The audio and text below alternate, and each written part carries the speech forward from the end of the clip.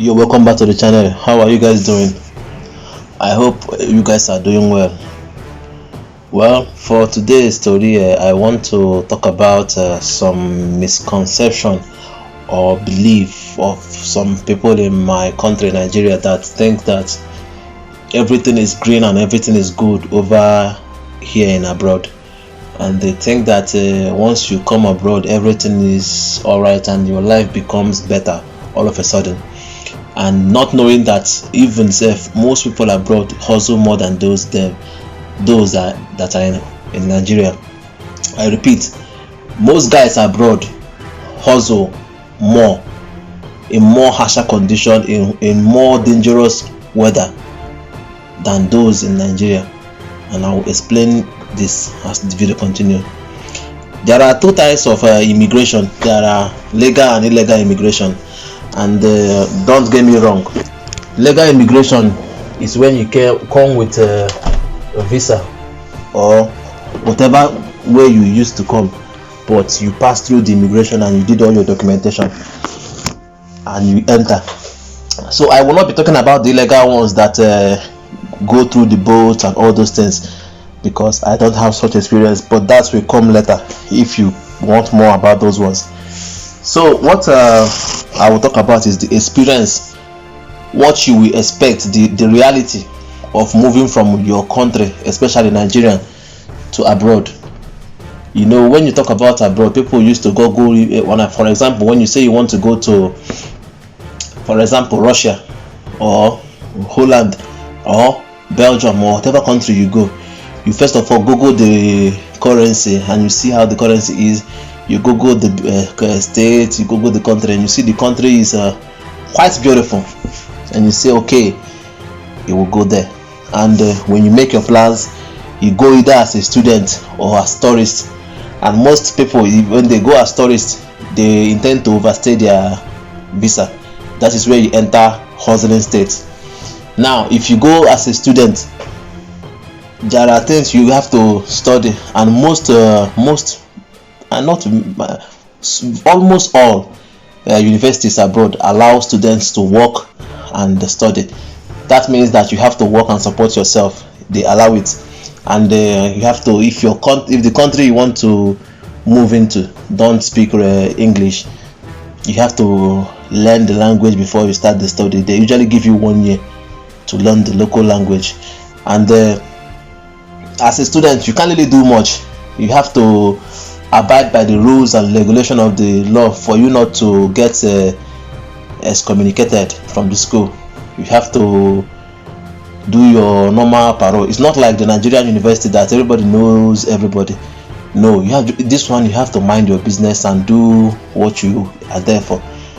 And there are those types of students that are, you know, some of Nigerians, their parents are wealthy, so they have to live a more comfortable life, maybe rent a private apartment for themselves, or they don't want to live in hostels. They have a car or those things. They live more soft in the hostel. Those ones don't know the hustle. All they know is go to school, come back, pay your bills, pay all those things, and life goes on. And that's how it keeps going. But for those of us that came as we came and we started hustling, it has been a way of life and an eye-opening for most of us, that some of us quit the whole thing and they left, because we were made to believe that when you come over to abroad, everything is good, everything is nice, your life is forever okay. But the reality is that when you are in the streets abroad, there are things you have to consider, and there are things you have to know. First is that here in abroad, if you have friends or you came with you have an uncle, a relative, or somebody that looks after you, they call it chairman or senior man. You may be opportune not to go through the hustles and the unexpected billing, that the person will see you through and tell you what you do, what to do, how to do it, and where to go and where not to go. And you will You will learn how to be a normal guy. Even if you don't even know what to do, but the guy will lead you through and make you believe that yes, you will succeed because you have me.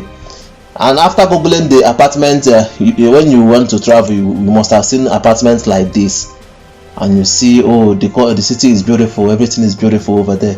But in reality, you will be living in places like this and this, and these are the kind of places you will live, not because it's a must, but these are the places you can afford at the moment. So when you start your life abroad, there are another different kinds of people. Some people goes to hustling, and some people just, we call it in Nigeria yahoo or scam. Some do scam, some go straight sell all the drugs, some say no and start doing more genuine work like construction or factory work and other security.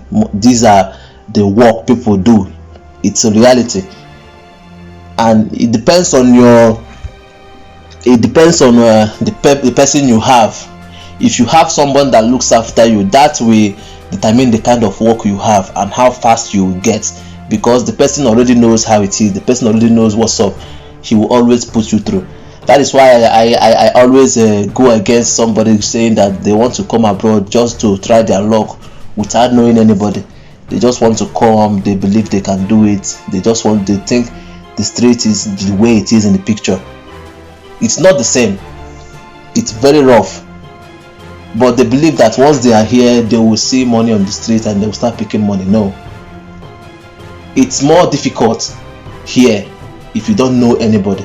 That's why I'm telling you that if you have somebody that looks after you, it is good. But what about those that don't have anybody, that are here all alone? People are like that. So there are many fates that are with them. Number one is that most of them that are alone, they usually don't have documents. The main thing is if you don't have documents, you have to do all the illegal works. Even in the construction site, it's always illegal. And after the illegal, if you don't have the mind to do illegal job, even the ladies, they can start street hustling like prostitution and all those things. So mind you that once you don't have a document, that a lot of things are possible. If anything happens to you, you are on your own, and nobody can even report or cater for you legally, because once the authority gets involved, your deportation is sure. So those our ladies that come over abroad to do prostitution are highly mistreated, and both by their madam or by their boss or even the client self. It happens on a daily basis. So all what they do is that they form a union, they become friends with each other, and they help each other and tell each other what happens. And as a man too, men also do prostitution in abroad. They are called gigolo, or whatever it is they call it in their language. How it works is different, but the ladies can go to a brothel and stay in a brothel and work there. But for the men, there are few brothels for the guys, unless you are a male stripper. And if you're not the stripping type, you are only there for the sex, then you have to register online, and ladies will book you, and you do the normal deed and you go your way, just like they booked ladies online. And if you are gay, because in the western part of the world, a lot of men are bisexual, you have to compromise if you do those kind of things. And this is another way people survive here that nobody really talk about, but they keep it simple because it has to look beautiful, because I'm in abroad. But nobody really talk about what they go through. But it has to be the pressure from home, the pressure from family, the pressure from friends, and you have to make your life look nice. You have to take nice pictures and do all those things. Everybody thinks it's all green. No, my brother, it doesn't work like that. There are ups and there are downs. And if you happen to be a guy that got married to a young lady, The way it goes is that when you marry somebody that is young, maybe 18 years or fresh out of school, the lady has to work, and they are always dependent on their man. Those young ones, they are always dependent on their man, so you have to triple your hustle to keep up with the wife demand, and so as to she wouldn't be going out. And if you marry the lady that is much older than you, like most people tend to do, then you have to be ready to be under a woman, based on she has to control your movement, your finance, and you have to be the lady of the house.